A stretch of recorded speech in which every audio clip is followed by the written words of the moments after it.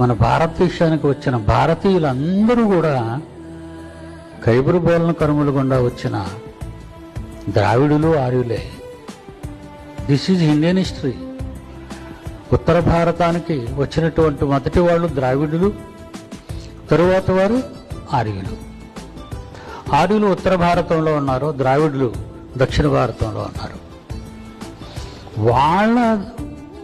మన పూర్వీకులు వీళ్ళందరూ భారతదేశంలో పుట్టిన ప్రతి వాళ్లకు పూర్వీకులు వాళ్ళే. అటు